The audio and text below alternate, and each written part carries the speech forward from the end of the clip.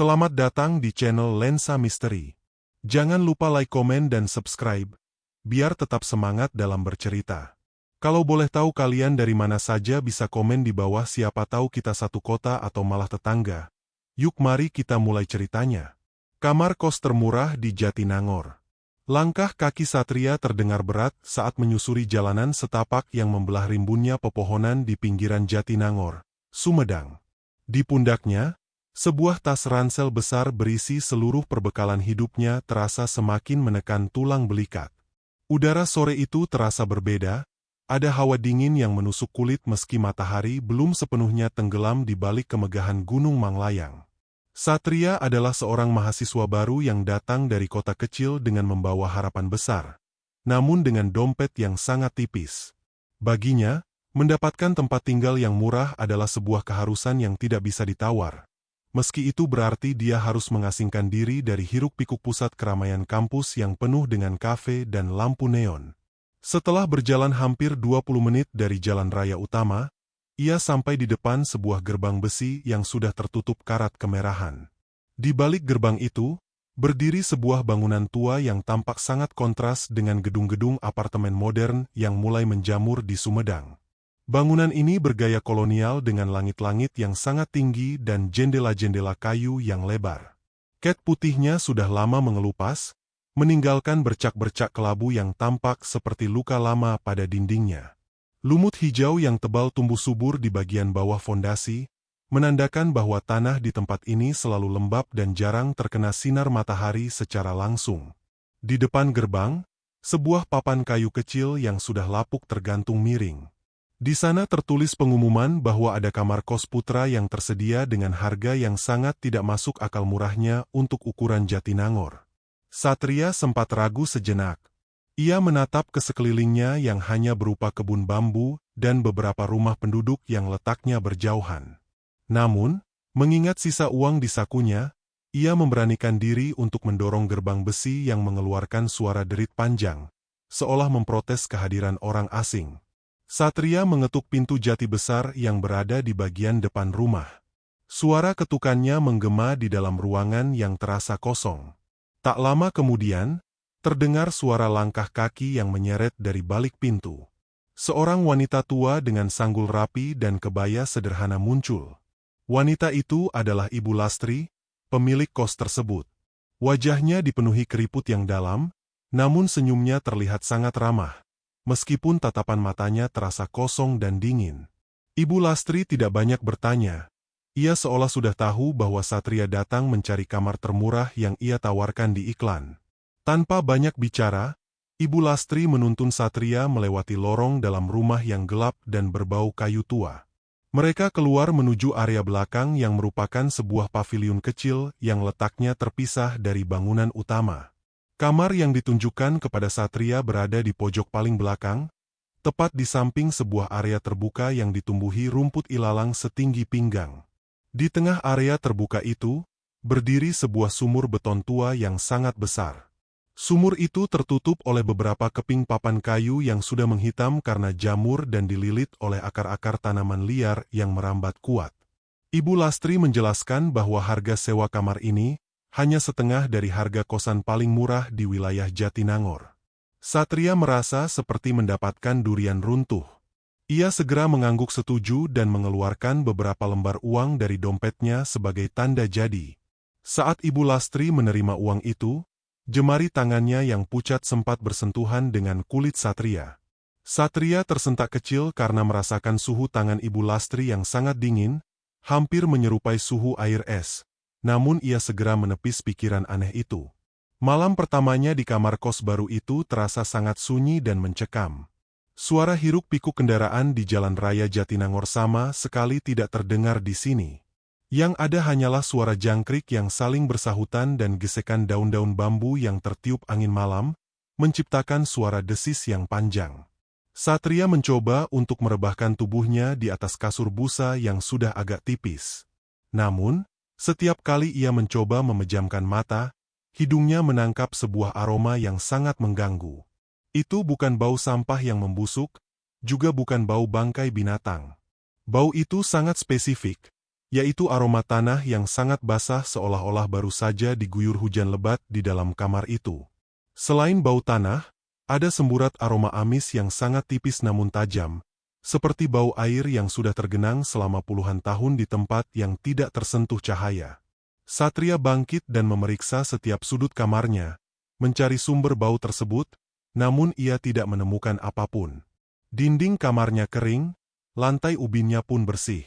Ia pun kembali berbaring, mencoba meyakinkan dirinya sendiri bahwa ini hanyalah efek dari bangunan tua yang lembab. Namun jauh di dalam lubuk hatinya, ia merasa seolah ada ribuan pasang mata yang sedang memperhatikannya dari kegelapan di luar jendela, tepat dari arah sumur beton yang membisu itu. Pantangan air tengah malam. Hari kedua di kosan tua itu dijalani Satria dengan perasaan yang sedikit lebih tenang. Ia menghabiskan waktu seharian di kampus untuk mengurus administrasi mahasiswa baru, mencoba melupakan kejadian aneh di malam pertamanya.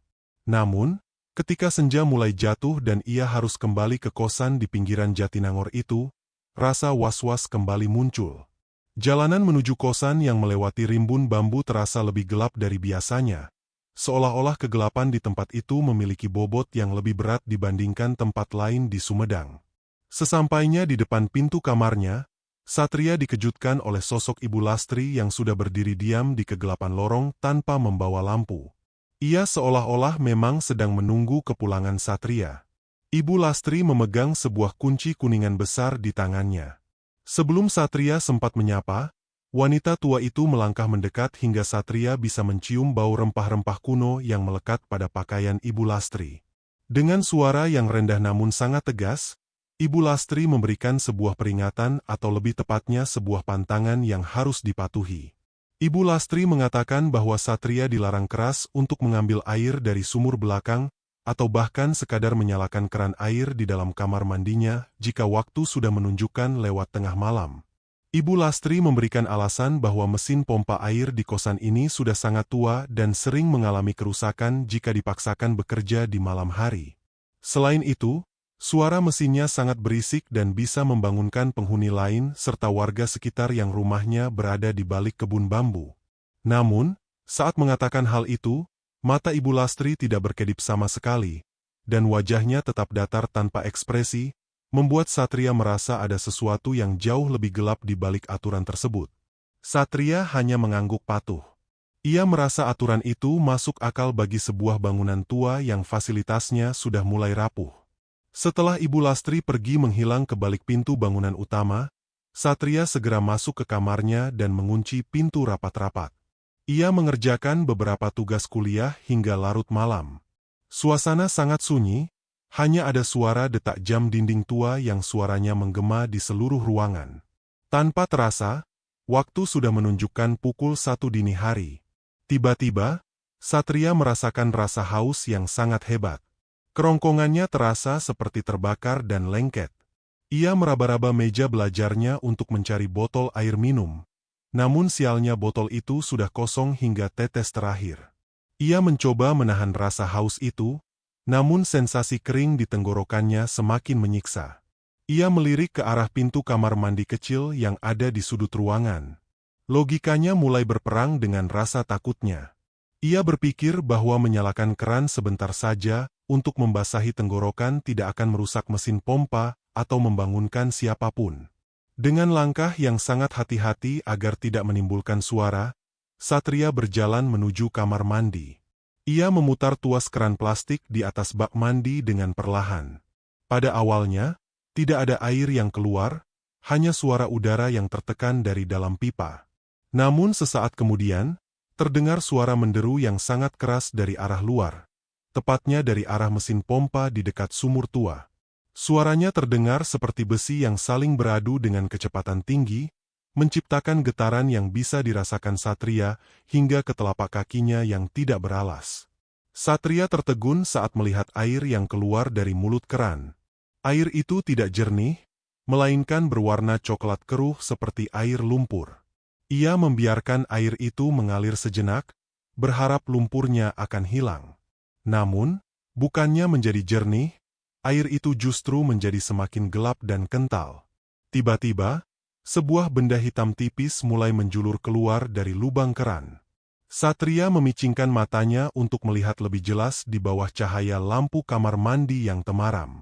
Jantungnya seolah berhenti berdetak saat menyadari bahwa benda itu adalah helai-helai rambut manusia yang panjang dan hitam. Rambut itu keluar semakin banyak, bergumpal-gumpal bersama air hitam yang berbau amis menyengat.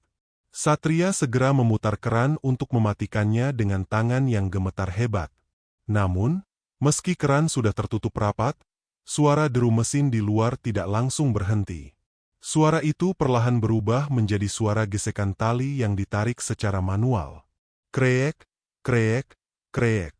Suara itu sangat jelas berasal dari sumur beton di balik jendelanya. Karena didorong oleh rasa takut sekaligus penasaran yang luar biasa, Satria mendekati jendela dan sedikit menyisap tirainya. Di bawah sinar bulan yang tertutup awan tipis, ia melihat sesuatu yang mustahil. Papan-papan kayu penutup sumur itu telah bergeser dan jatuh ke tanah.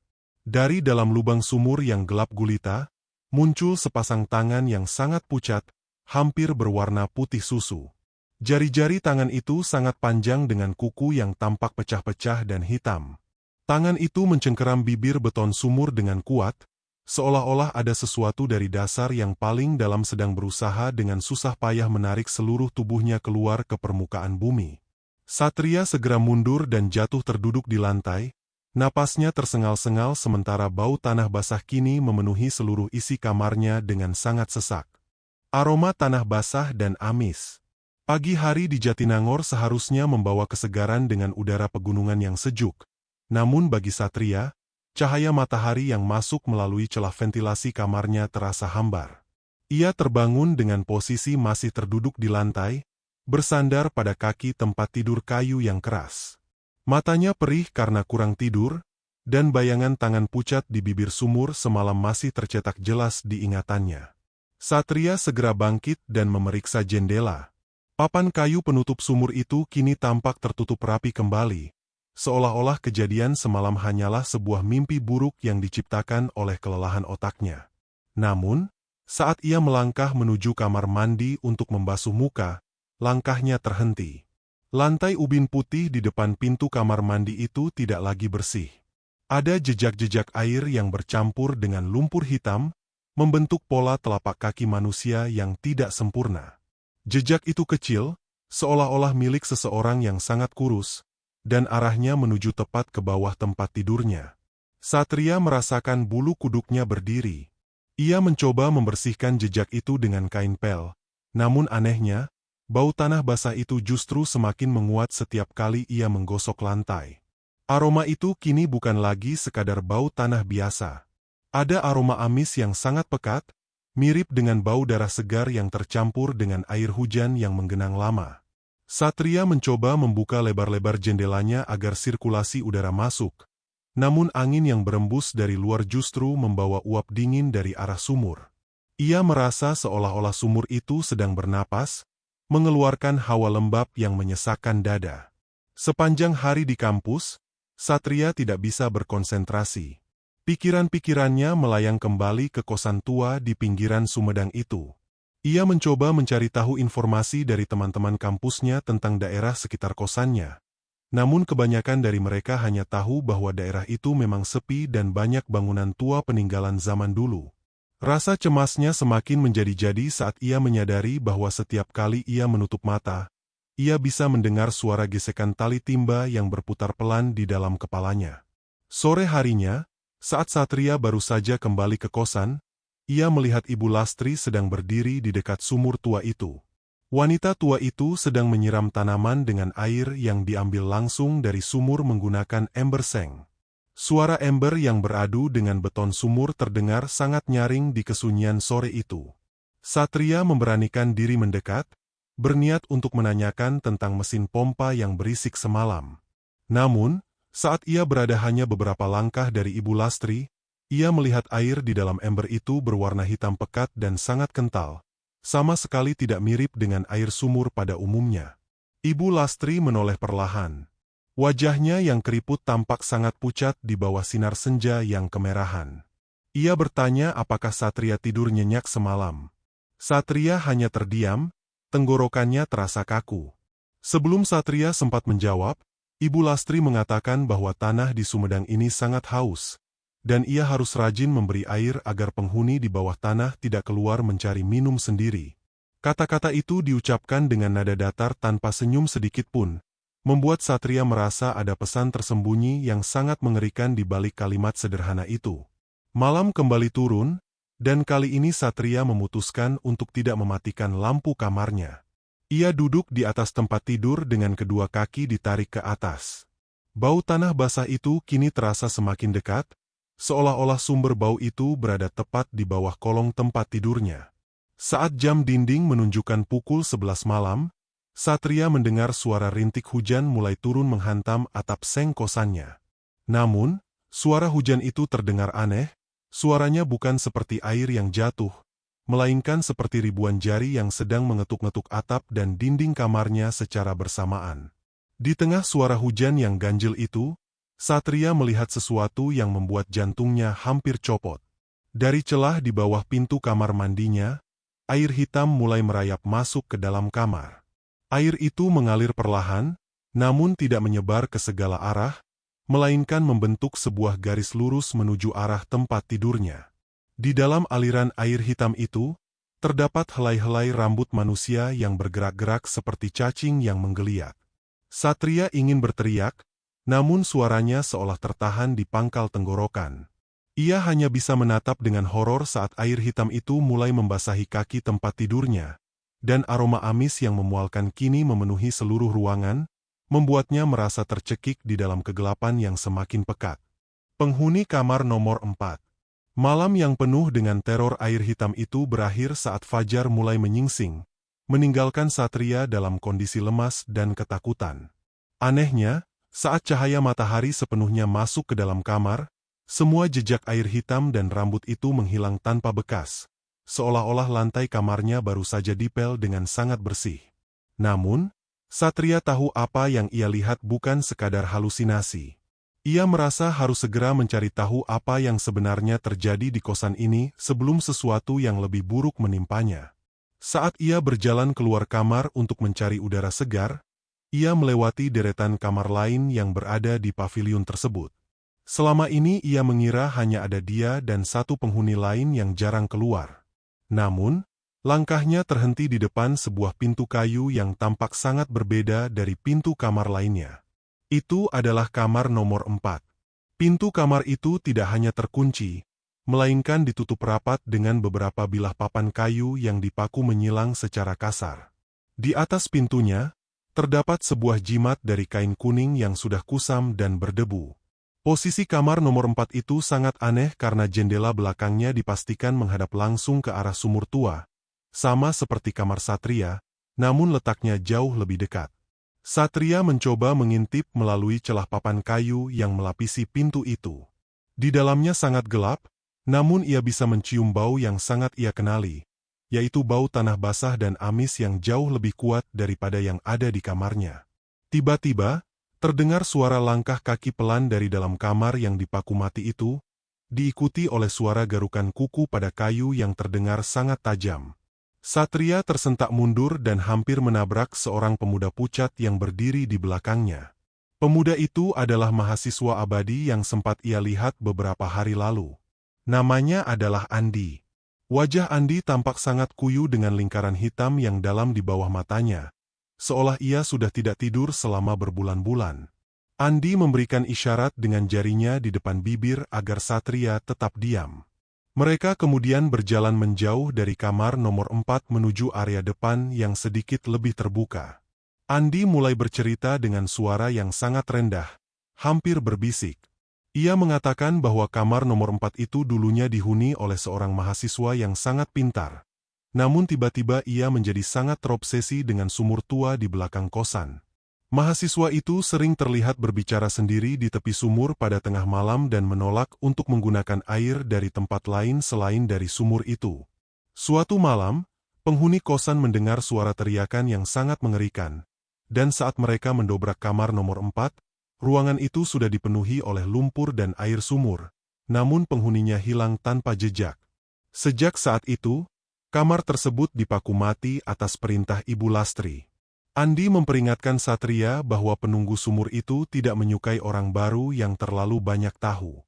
Ia juga menjelaskan bahwa sumur itu sebenarnya adalah sumur tua yang sudah ada jauh sebelum bangunan kos ini didirikan, dan konon katanya, sumur itu memiliki dasar yang terhubung langsung dengan aliran air bawah tanah yang keramat di Sumedang.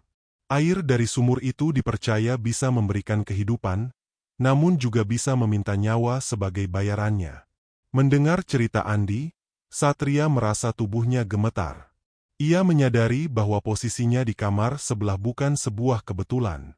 Ibu Lastri sengaja menempatkannya di sana agar ada seseorang yang berada di dekat sumur. Andi juga mengungkapkan bahwa setiap beberapa tahun sekali, Ibu Lastri akan mencari penghuni baru yang tidak tahu apa-apa untuk menempati kamar di pojok belakang tersebut. Sore itu, saat Satria sedang mencoba membereskan barang-barangnya dengan niat untuk segera pindah, ia menemukan sebuah foto lama yang terselip di bawah lemari pakaiannya.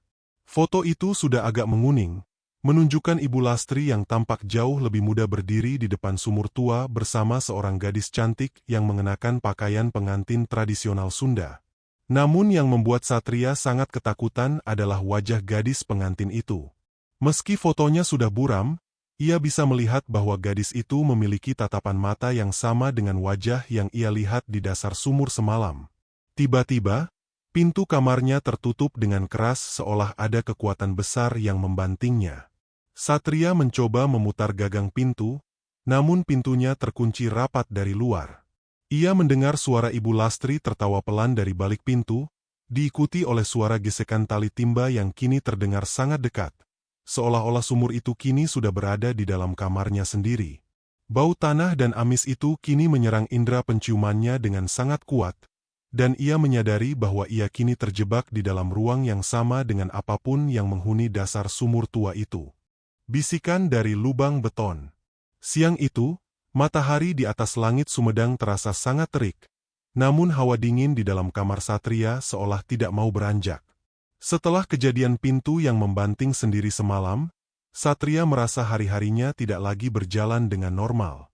Ia merasa setiap sudut ruangan di kosan itu memiliki telinga dan mata yang terus mengawasi setiap gerak-geriknya.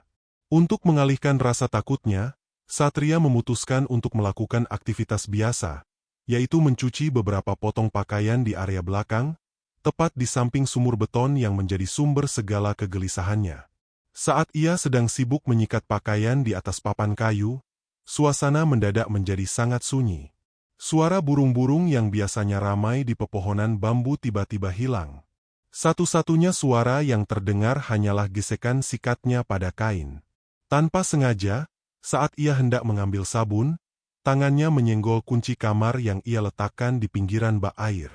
Kunci logam itu terpental, melenting di atas ubin, dan dengan suara denting yang nyaring, kunci itu jatuh tepat ke dalam celah papan kayu penutup sumur.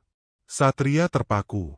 Ia mendengar suara kunci itu jatuh, namun anehnya, tidak terdengar suara benda logam yang menyentuh air di bawah sana. Yang terdengar justru suara dentuman benda keras yang seolah jatuh ke atas tumpukan kain basah. Dengan tangan yang gemetar, Satria mendekati bibir sumur.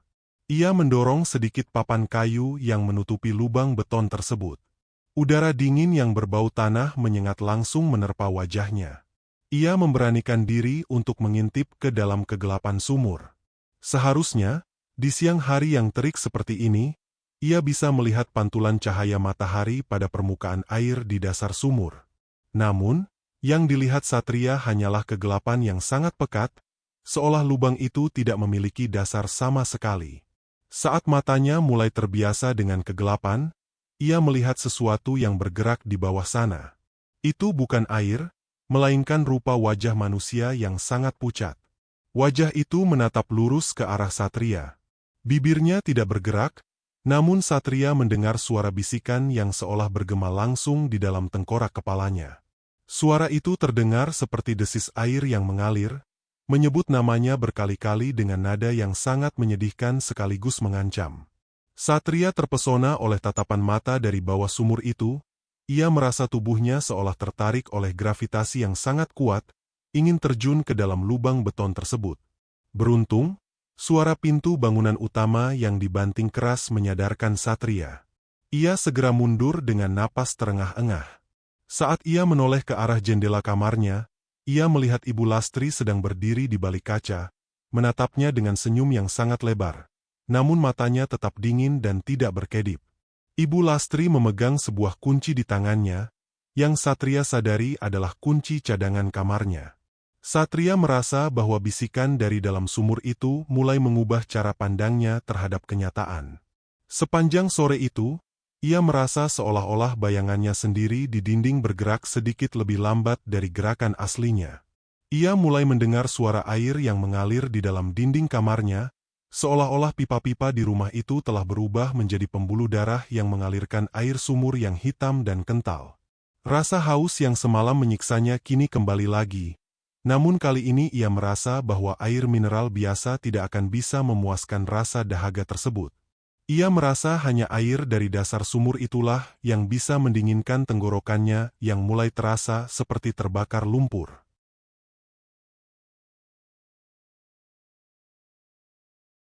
Mitos Nyai Penunggu Sumedang.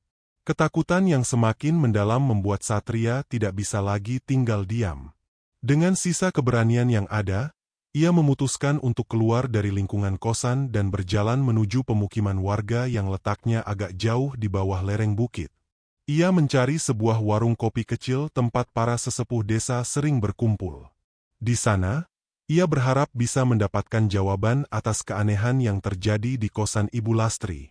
Warung itu tampak sepi saat Satria datang. Hanya ada seorang kakek tua yang sedang melinting tembakau di sudut ruangan. Satria memesan segelas kopi hitam dan mulai membuka percakapan tentang kosan tua di atas bukit itu. Saat mendengar nama Ibu Lastri disebut, sang kakek terhenti sejenak dari aktivitasnya. Ia menatap Satria dengan tatapan penuh simpati sekaligus peringatan. Sang kakek mulai bercerita dengan suara serak, menceritakan sebuah sejarah kelam yang terkubur bersama fondasi bangunan kos tersebut. Dahulu kala, sebelum daerah Jatinangor menjadi pusat pendidikan seperti sekarang, tanah di sana adalah milik seorang tuan tanah yang kaya namun sangat kejam. Ia memiliki seorang putri cantik yang dijuluki sebagai kembang desa Sumedang.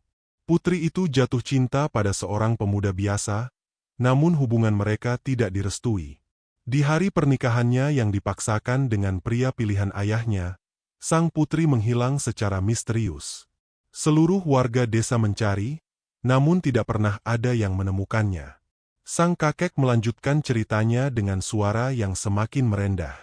Konon katanya, sang putri tidak benar-benar hilang, melainkan ia diceburkan ke dalam sumur tua yang saat itu sedang dibangun sebagai fondasi rumah ayahnya. Sumur itu kemudian ditutup rapat dan tidak pernah digunakan selama puluhan tahun, hingga akhirnya Ibu Lastri membeli tanah tersebut dan membangun kosan di atasnya.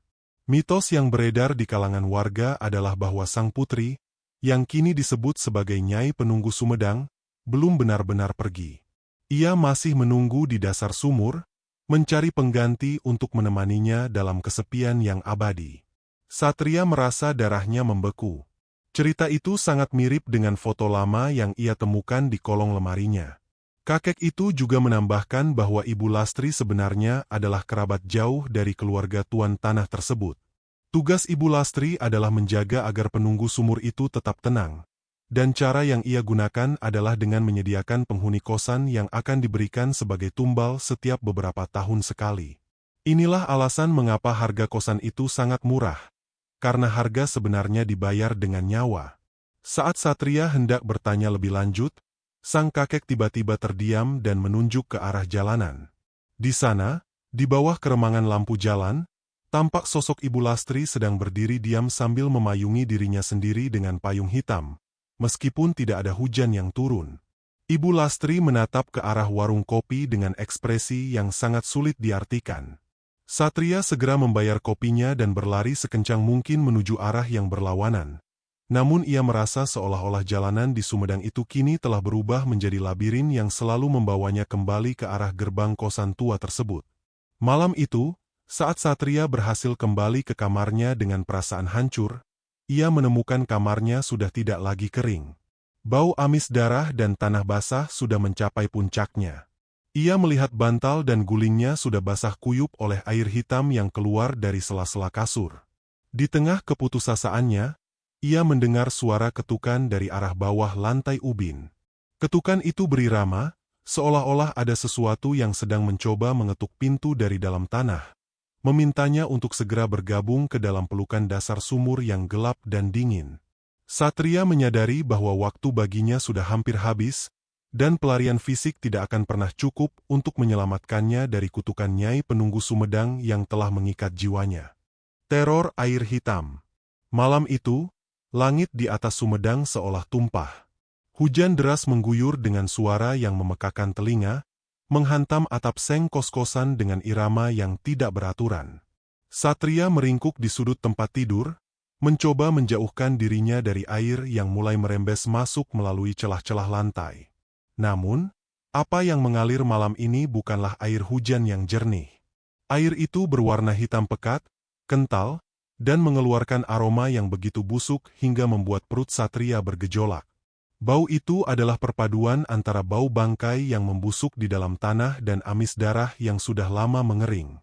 Satria mencoba menyalakan lampu kamar mandi, namun bohlam tua di sana hanya berkedip sekali sebelum akhirnya padam sepenuhnya, meninggalkan ruangan dalam kegelapan yang pekat. Dalam keremangan cahaya kilat yang sesekali masuk dari celah jendela, ia melihat air hitam itu mulai memenuhi bak mandi hingga meluap ke lantai. Yang lebih mengerikan adalah apa yang terbawa oleh air tersebut. Ribuan helai rambut manusia yang panjang dan kusut mulai menutupi permukaan ubin, bergerak-gerak seperti ribuan ulat yang sedang mencari mangsa. Rambut-rambut itu merayap naik ke kaki meja, melilit kaki kursi, dan mulai mendekati tempat tidur tempat Satria berlindung. Tiba-tiba, terdengar suara teriakan memilukan dari arah kamar sebelah. Itu adalah suara penghuni lain yang mungkin juga sedang mengalami teror yang sama. Namun, teriakan itu segera berubah menjadi suara gurgling atau suara orang yang tersedak air. Satria memberanikan diri untuk mengintip melalui lubang kunci pintunya. Di lorong yang remang-remang, ia melihat aliran air hitam mengalir deras dari arah sumur belakang, masuk ke bawah celah-celah pintu kamar lainnya. Air itu seolah memiliki nyawa sendiri, mencari setiap lubang dan celah untuk masuk dan menenggelamkan apapun yang ada di dalamnya. Satria teringat peringatan kakek di warung kopi tentang paru-paru yang penuh dengan air tawar. Ia mulai merasakan dadanya sesak, seolah-olah udara di dalam kamarnya telah digantikan oleh uap air yang lembab dan dingin. Setiap kali ia menarik napas, ia merasa seolah-olah ada cairan yang mulai menggenang di dalam paru-parunya. Ia mencoba berteriak meminta tolong, namun suaranya hanya keluar sebagai bisikan yang lemah. Dalam keputusasaannya, ia melihat ke arah jendela yang menghadap ke sumur. Di sana, di tengah amukan badai, berdiri sosok wanita dengan pakaian pengantin yang sudah robek dan kotor oleh lumpur. Wanita itu menempelkan wajahnya yang hancur ke kaca jendela, menatap Satria dengan rongga mata yang kosong namun penuh dengan kebencian. Air hitam di dalam kamar kini sudah mencapai ketinggian mata kaki. Satria menyadari bahwa jika ia tetap diam di sana, ia akan berakhir sama seperti penghuni-penghuni sebelumnya. Ia mencoba meraih gagang pintu, namun tangannya terpeleset karena gagang pintu itu kini sudah tertutup oleh lendir hitam yang licin. Dari dalam air yang menggenang di lantai, muncul tangan-tangan kecil yang pucat, mencoba meraih pergelangan kaki Satria dan menariknya jatuh ke dalam genangan air yang tidak seberapa dalam itu, namun terasa memiliki kedalaman yang tak terhingga. Satria berjuang sekuat tenaga, menendang-nendang udara, sementara suara tawa Ibu Lastri terdengar sayup-sayup dari kejauhan, menyatu dengan suara petir yang menggelegar di langit Sumedang. Pintu yang terbuka. Malam Jumat Kliwon telah tiba, membawa suasana yang jauh lebih mencekam daripada malam-malam sebelumnya.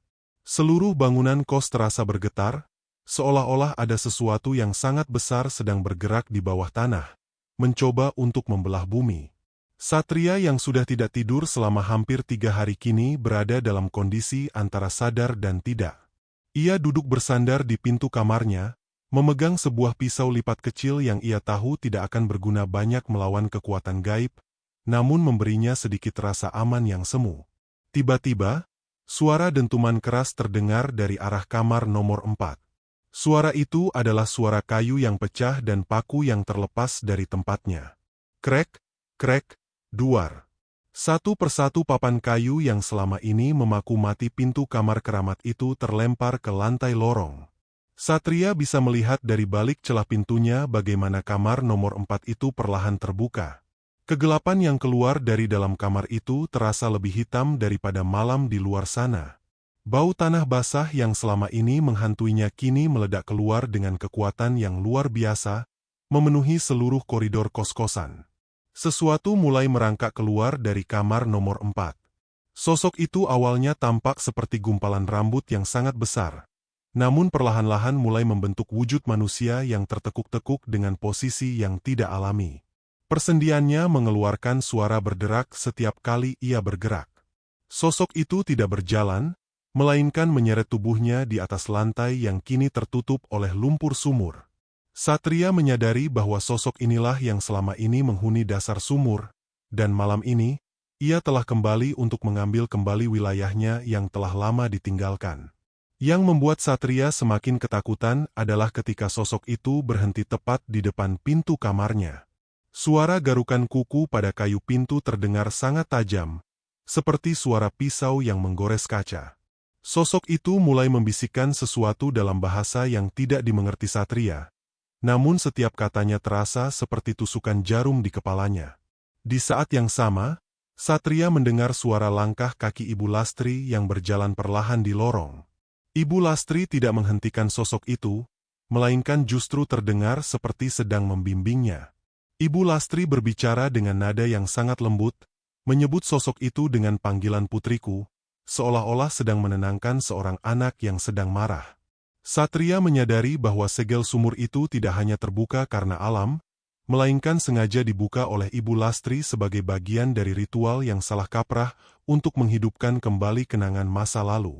Cahaya bulan yang masuk dari ventilasi menyinari sosok di depan pintunya, menunjukkan wajah yang sebagian besar sudah tertutup oleh lumut dan tanaman air, namun masih menyisakan sisa-sisa kecantikan yang mengerikan. Pintu kamar Satria mulai bergetar hebat. Paku-paku di engsel pintunya mulai bergerak keluar dengan sendirinya, seolah-olah ditarik oleh kekuatan magnet yang tak terlihat. Dalam kepanikan yang memuncak, Satria mencoba membarikade pintu dengan lemarinya. Namun lemari kayu yang berat itu terasa ringan dan tergeser dengan mudahnya oleh dorongan dari luar. Saat pintu itu akhirnya terbuka sedikit, Satria melihat mata sosok itu, mata yang penuh dengan kesedihan yang tak berujung namun juga rasa lapar yang tak terpuaskan. Ritual yang salah kaprah. Suasana di dalam kos-kosan tua itu kini sudah menyerupai lubang kubur yang terbuka. Udara di dalam lorong terasa begitu padat oleh uap air dan aroma busuk, membuat setiap tarikan napas Satria terasa seperti menelan lumpur. Di ujung lorong, Satria bisa melihat Ibu Lastri berdiri dengan tenang di bawah temaram lampu minyak yang ia bawa. Cahaya kuning dari lampu itu memantul di matanya yang kini tampak berwarna putih seluruhnya, tanpa ada bagian hitam sedikit pun.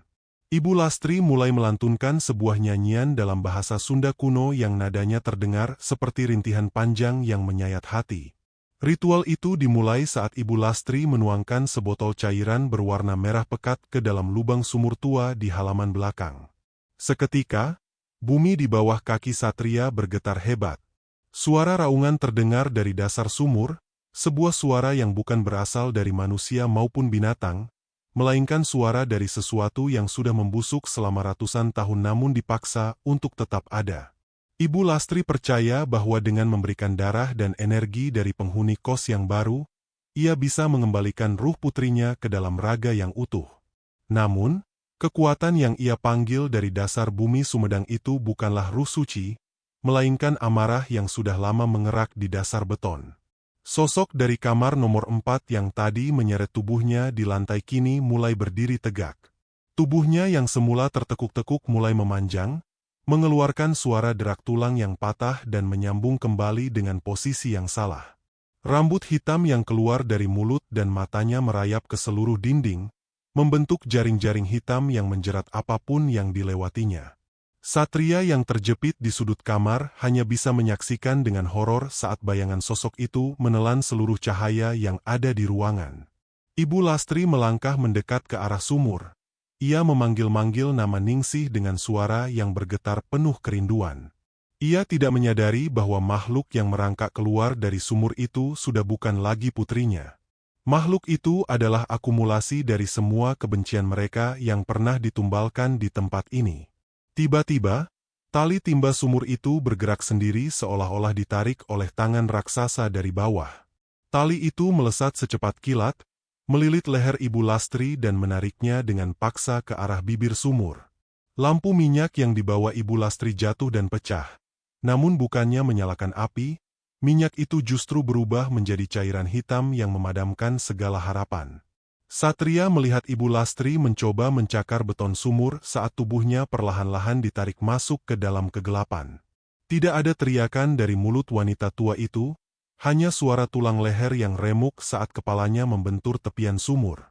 Segel yang selama ini menjaga makhluk itu kini benar-benar hancur karena darah sang penjaganya sendiri telah membasahi beton sumur tersebut. Makhluk yang kini menguasai kosan itu menoleh ke arah Satria. Wajahnya yang semula hancur mulai berubah-ubah, menyerupai wajah-wajah orang yang pernah hilang di kosan itu, termasuk wajah mahasiswa abadi bernama Andi yang Satria temui beberapa hari lalu. Satria menyadari bahwa Andi mungkin sudah lama menjadi bagian dari sumur itu, dan sosok yang ia ajak bicara tempo hari hanyalah sisa-sisa ingatan yang dipermainkan oleh sang penunggu. Dengan sisa tenaga yang ada, Satria mencoba memecahkan kaca jendela kamarnya dengan kursi kayu, berharap ada jalan keluar melalui kebun bambu yang gelap di luar sana. Dasar tanpa akhir. Kaca jendela pecah dengan suara denting yang keras. Namun di balik jendela itu tidak ada kebun bambu atau jalan setapak menuju desa. Yang ada hanyalah kegelapan total yang seolah-olah tidak memiliki batas. Satria menyadari bahwa kos-kosan ini sudah tidak lagi berada di dunia yang ia kenal. Bangunan ini telah ditarik masuk ke dalam dimensi yang diciptakan oleh sang penunggu sumur. Sebuah ruang hampa di bawah tanah Sumedang di mana waktu dan logika tidak lagi berlaku. Setiap kali ia mencoba melompat keluar, ia justru kembali lagi berdiri di tengah kamarnya yang sudah penuh dengan air hitam setinggi pinggang. Suara gesekan tali timba kembali terdengar. Kali ini suaranya begitu keras seolah-olah berada tepat di telinga Satria. Kreek, kreek, kreek. Satria menutup telinganya dengan rapat hingga tangannya berdarah. Namun suara itu terus merambat masuk melalui pori-pori kulitnya. Ia melihat ke arah cermin di meja belajarnya, dan ia tidak lagi melihat pantulan dirinya sendiri. Di dalam cermin itu, ia melihat dirinya sedang berdiri di dasar sumur yang sangat dalam, menatap ke atas ke arah lubang kecil cahaya yang sangat jauh di permukaan. Makhluk dari dasar sumur itu kini sudah berada tepat di hadapannya. Ia tidak menyerang, melainkan hanya berdiri diam, membiarkan rambut-rambutnya melilit tubuh Satria dengan sangat lembut namun kuat. Satria merasakan suhu tubuhnya turun drastis, kulitnya mulai berubah menjadi pucat dan dingin seperti ubin kamar mandi. Ia mulai mengerti bahwa cara untuk menghentikan teror ini bukanlah dengan lari, melainkan dengan menyerahkan apa yang diminta oleh sumur tersebut. Sumur itu meminta sebuah kehadiran, sebuah nyawa yang bisa merasakan kesepian abadi di dasar tanah yang lembab. Dalam kepasrahan yang luar biasa, Satria membiarkan dirinya ditarik menuju halaman belakang. Ia berjalan seperti orang yang sedang mengigau, melewati mayat Ibu Lastri yang sudah kaku dengan posisi kepala yang terbalik. Saat sampai di bibir sumur, Satria melihat ke dalam lubang beton itu. Di sana, ia melihat kunci kamarnya yang jatuh tempo hari sedang bersinar di atas tumpukan tengkorak manusia yang sudah memutih. Kunci itu seolah-olah memanggilnya untuk turun dan mengambil kembali miliknya. Tanpa ada rasa takut lagi, Satria menaiki bibir sumur itu. Ia menatap langit Sumedang untuk terakhir kalinya. Namun yang ia lihat hanyalah pusaran awan hitam yang membentuk wajah wanita pengantin yang sedang tersenyum puas. Satria menjatuhkan dirinya ke dalam lubang itu. Ia merasa melayang dalam waktu yang terasa seperti ribuan tahun. Tidak ada benturan saat ia mencapai dasar, yang ada hanyalah pelukan air dingin yang sangat tenang dan sunyi. Keesokan harinya, Warga desa menemukan gerbang kos-kosan itu terbuka lebar. Namun saat mereka masuk, mereka tidak menemukan siapapun. Kamar-kamar kosong dan kering, seolah-olah tidak pernah ada orang yang tinggal di sana. Hanya satu hal yang aneh, yaitu sumur di halaman belakang kini sudah tertutup semen yang sangat tebal dan rapi. Namun, setiap mahasiswa baru yang lewat di jalan setapak menuju Jatinangor selalu bersumpah bahwa mereka mendengar suara air yang menetes dari balik dinding kosan itu, diikuti oleh suara bisikan seorang pemuda yang meminta tolong agar botol minumnya diisikan air, karena ia merasa sangat haus di dalam kegelapan yang tidak pernah berakhir. Cerita tentang kosan di Sumedang itu pun menjadi legenda urban yang paling ditakuti, sebuah pengingat bahwa ada beberapa pintu di dunia ini yang jika sudah dibuka, tidak akan pernah bisa ditutup kembali dengan cara apapun.